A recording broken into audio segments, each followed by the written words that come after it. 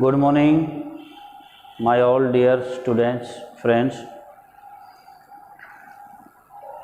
आपकी regular classes जो हैं वो रीस्टार्ट हो चुकी हैं कल से। सोमवार को पहली क्लास आप सभी ले चुके हैं। जैसा कि मैंने बता दिया था आपको कल ही, अब से एक दिन सेफ्टी की क्लास होगी, एक दिन फायर की क्लास होगी, अगले दिन फिर सेफ्टी की होगी, फिर फायर की होगी। इस तरीके से रैंडमली जो है आपकी क्लासेस चलेंगी। तो कल फायर की क्लास आपने ली थी, आज सेफ्टी की आपको क्लास दे रहा हूँ, क्योंकि बहुत ज़्यादा टाइम लगता है एक ही दिन में दो क्लास देने में, और उतना टाइम निकालना मेरे लिए बहुत मुश्किल काम है। आप सभी समझ सकते हैं इस बात को। तो धीरे धीरे जुड़ रहे हैं सभी।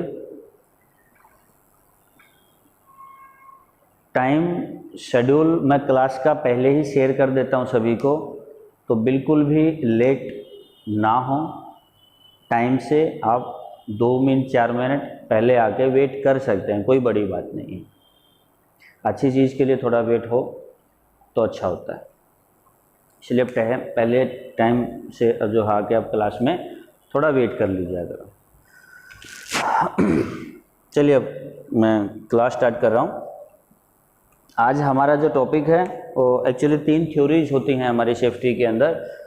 3 लोगों की बनाई हुई थ्योरी हैं और जो काफ़ी कारगर साबित होती हैं। सच्चाई भी है तीनों में। एक एक्सीडेंट होने के जो कारण हैं उनकी रियलिटी ये तीनों थ्योरी में दिखाई देती है साफ साफ।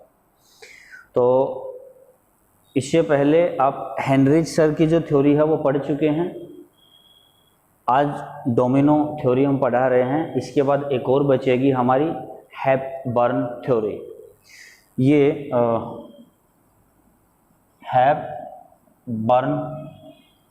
हेपबर्न सर की जो थ्योरी है वो भी आपको बहुत जल्द मिलेगी। इसके बाद नेक्स्ट उसी का है, तो वेट कीजिए थोड़ा सा। तब तक थ्योरी आपको तीनों कंप्लीट कराऊंगा ताकि आप एक्सीडेंट का पूरा चैप्टर सिस्टम समझ सकें। तो दिखाई नहीं देता है बाद में, इसीलिए पहले ही एक बार मैं ये दे देता हूँ। वीडियो ख़त्म होने के बाद आप बाद में इसको रिवाइंड करके पॉज करके लिख सकते हो आराम से, अगर समझाते हुए मैं इधर उधर जाता हूँ और नहीं देख पाते हैं तो।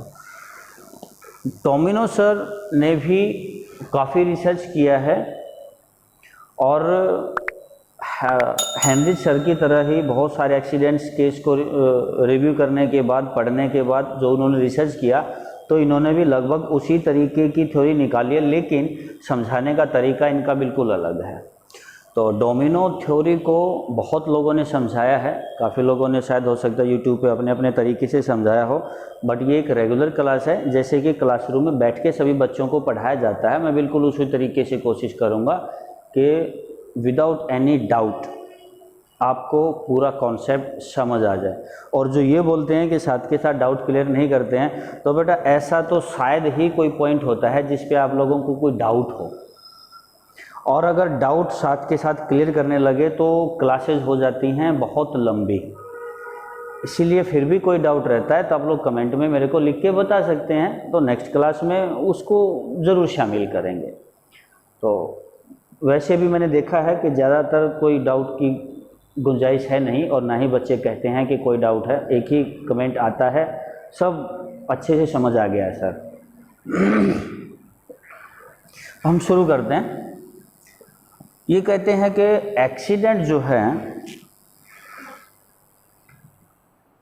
एक्सीडेंट से क्या होता है, जब भी कोई एक्सीडेंट होता है तो उससे क्या होता है, इंजरी होती है। इंजरी 2 तरीके की हो सकती है, माइनर और मेजर।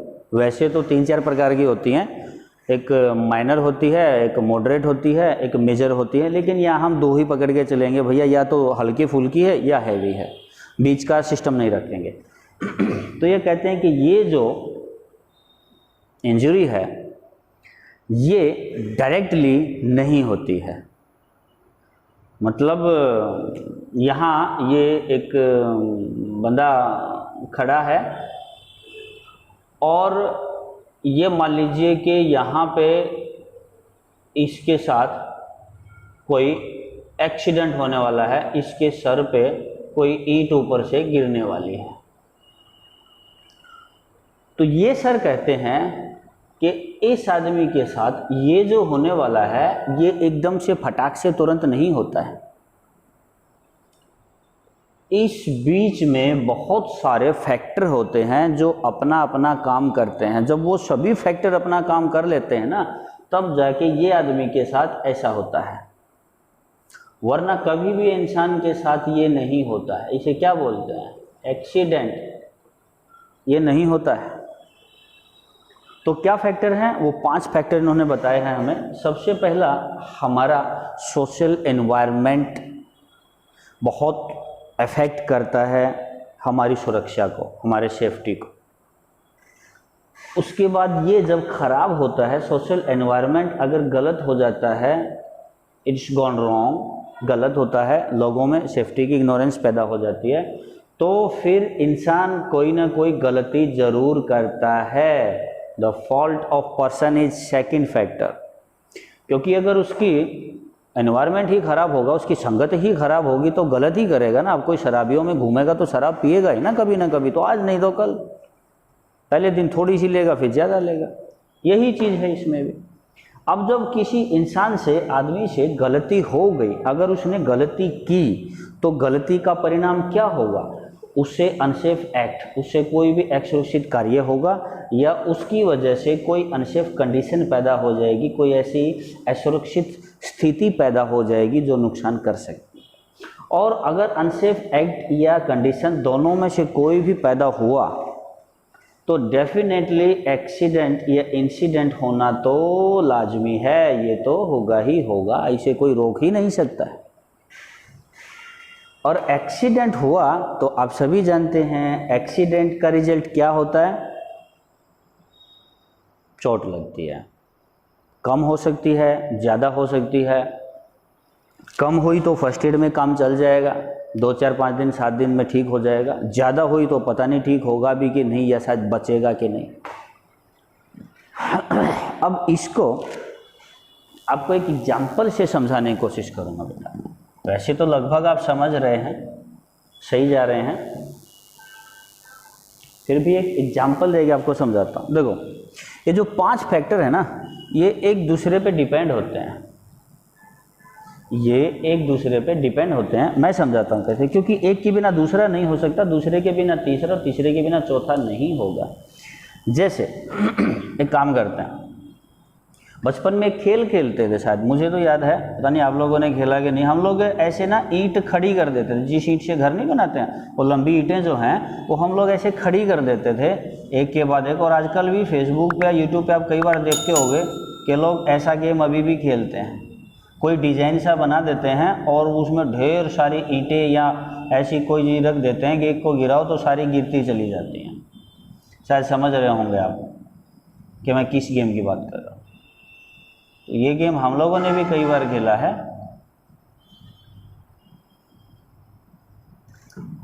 चाहे तो आप प्रैक्टिकली इसको करके देख सकते हैं।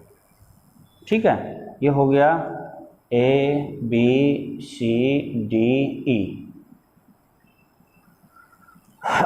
ये 5 ईंट हमने खड़ी कर दी,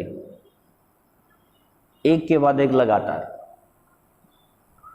तो इस गेम में हम लोगों को क्या करना होता था कि सबसे पहले वाली ईंट को लात मारनी थी। ये इस पे गिरती, ये वाली गिरते ही सीधे इस पे जाके टक्कर मारती। फिर इसका बैलेंस खराब होता, ये गिर जाती इस पे। फिर इसका बैलेंस खराब हो जाता, ये गिर जाती थी इस पे। और इसका बैलेंस खराब होता, ये जाके लगती है इस पे और ये गिर जाती है आगे। इस तरीके से एक के बाद एक सारी गिरती चली जाती है। यानी कि ये ई वाली जो सबसे लास्ट वाली हमारी ईंट है, ये तब तक नहीं गिरेगी जब तक ये डी वाली ईंट इसके ऊपर नहीं गिर जाती। ये तो कंफर्म है। और ये डी वाली ईंट तब तक नहीं गिरेगी जब तक सी वाली ईंट इसके ऊपर नहीं गिरेगी। सी वाली ईंट तब तक नहीं गिरेगी जब तक बी वाली ईंट इसके ऊपर नहीं लगेगी। तो अगर ये ए की जो ईंट है ये गिराई ही ना जाए, इसको गिरने ही ना दिया जाए, तो ये सारी की सारी गिरेंगी क्या? ये गिरेगी इसमें से एक भी? मेरे ख्याल से तो नहीं गिरेगी, सब खड़ी रहेंगी। तो अब पकड़ लेते हैं बेटा, ये जो सबसे पहली है ये है हमारी सोशल एनवायरनमेंट। ये जो ए नंबर की ईंट है ना, इसको हम मान लेते हैं सबसे पहली सोशल एनवायरनमेंट। ये आधार है हमारा, अगर ये खड़ी है तो बाकी सब खड़ी है। तो सोशल एनवायरनमेंट से क्या मतलब है, जब साइट पे किसी प्लांट में कहीं पे भी जहां हम काम कर रहे होते हैं वहां का एनवायरनमेंट ऐसा होता है कि वो लोग आपस में गाली गलौज से बात करते हैं, उन लोगों को साफ सफाई से कोई मतलब नहीं होता है, सुरक्षा को हमेशा इग्नोर करके चलते हैं, उनको सुरक्षा से कोई लेना देना नहीं होता है।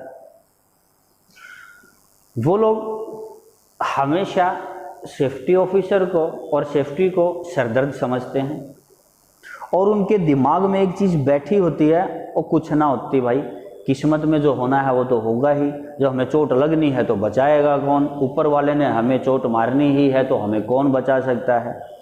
इस तरीके की धारणाएं बन जाती हैं। तो कुल मिला के वहाँ का जो एनवायरनमेंट है ना वो बिल्कुल अनसेफ हो जाता है। सेफ वर्किंग एनवायरनमेंट मेंटेन करने के लिए क्यों दबाव बनाया जाता है कि जहाँ हम काम करते हैं, मतलब कि देखिए दो घर हैं, दो दोस्त हैं, एक दोस्त हमेशा गाली गलौज से बात करता है, दूसरा दोस्त जो है वो बड़े ही विनम्र तरीके से, बड़े अच्छे से, प्यार से और धीमी आवाज़ में बात करता है।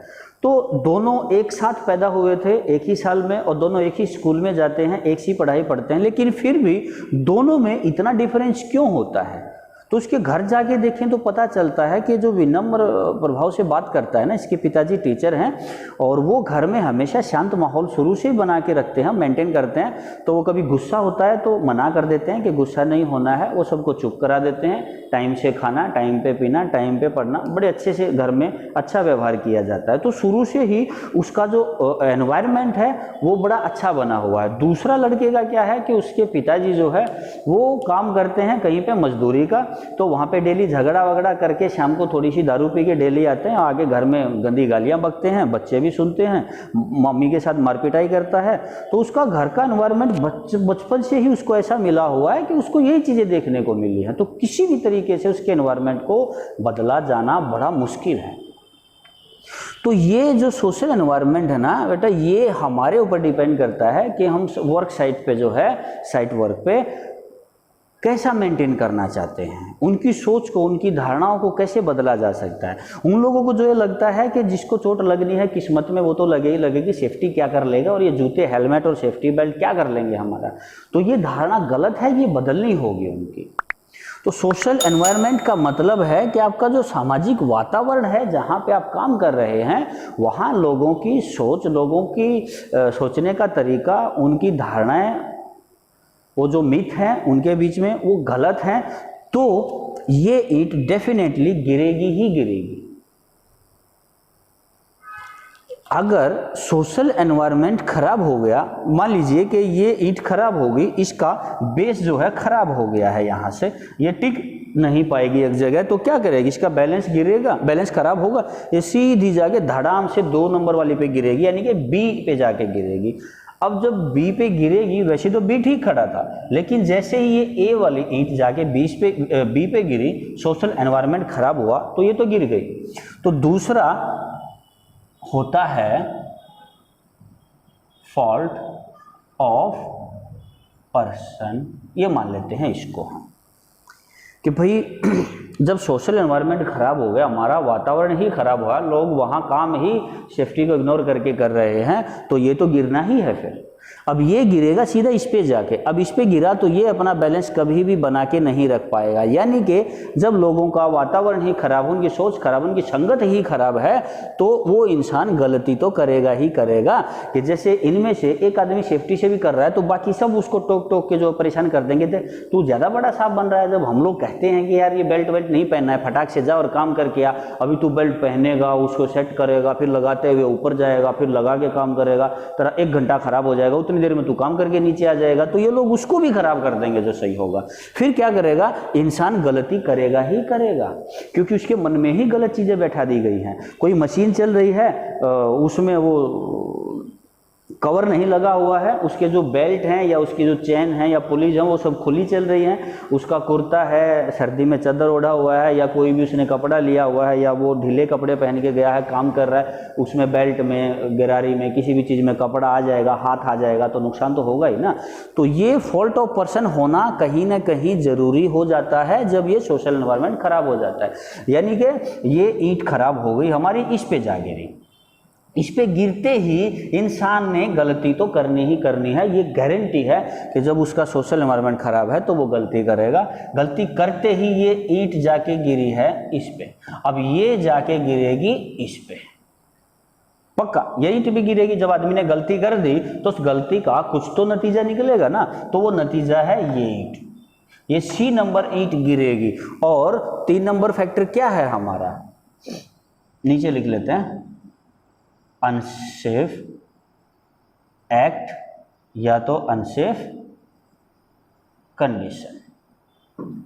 ये C नंबर हमारी 8 अनसेफ एक्ट और कंडीशन की मान लेते हैं। तो जब आदमी गलती करता है तो या तो उससे कोई गलत काम होता है, या उसके गलत काम की वजह से कोई गलत स्थिति पैदा होती है जो हमारे किसी साथी कर्मचारी को, हमें खुद को या हमारी प्रॉपर्टी को नुकसान पहुंचा सकती है।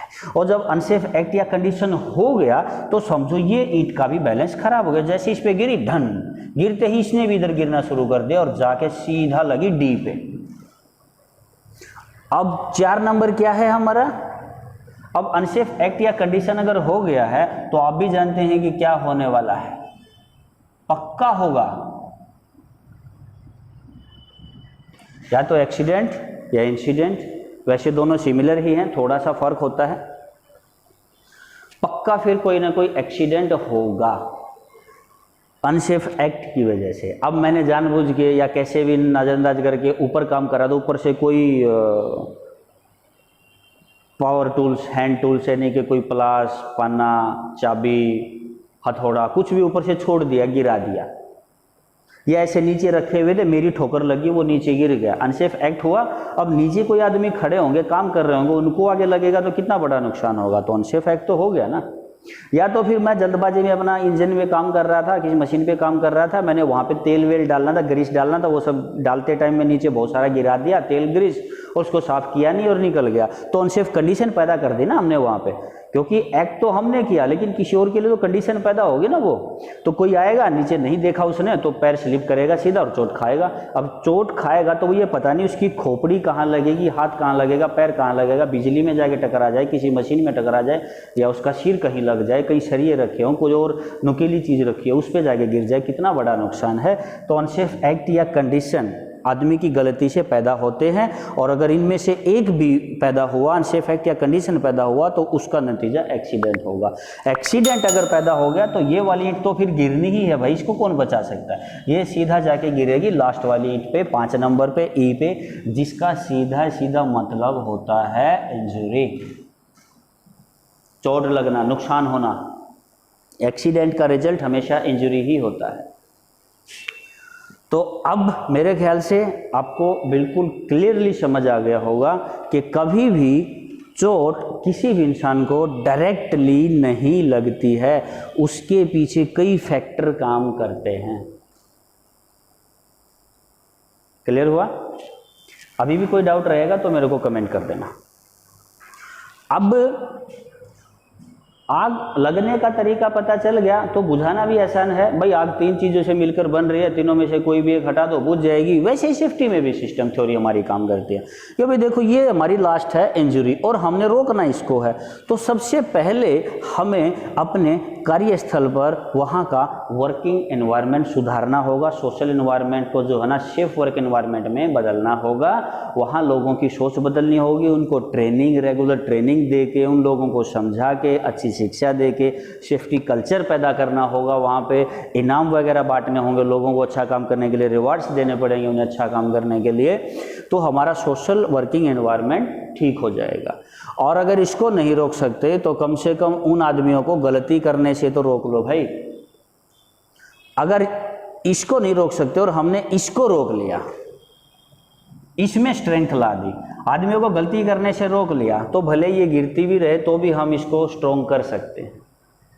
लेकिन सबसे पहले इसको रोकने की कोशिश करना है। ये नहीं रुका तो इसको रोकने की कोशिश करेंगे, ये नहीं रुका तो वहाँ पे डेली रेगुलर इंस्पेक्शन करके अनसेफ एक्ट या कंडीशन को रोकना पड़ेगा।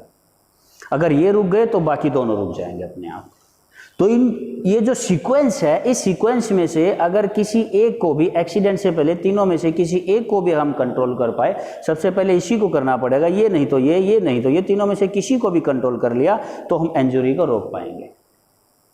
ये है डोमिनो थ्योरी, जिसको क्लियरली आप समझ चुके हैं और मेरे ख्याल से और ज़्यादा इसमें लंबा कुछ बताने बोलने की मुझे भी आवश्यकता नहीं है। तो फिर मिलते हैं जल्दी ही आपके साथ अगली क्लास के लिए। तब तक अपने नोट्स तैयार करते रहिए, पढ़ते रहिए और सेफ रहिए, सुरक्षित रहिए, हंसते रहिए।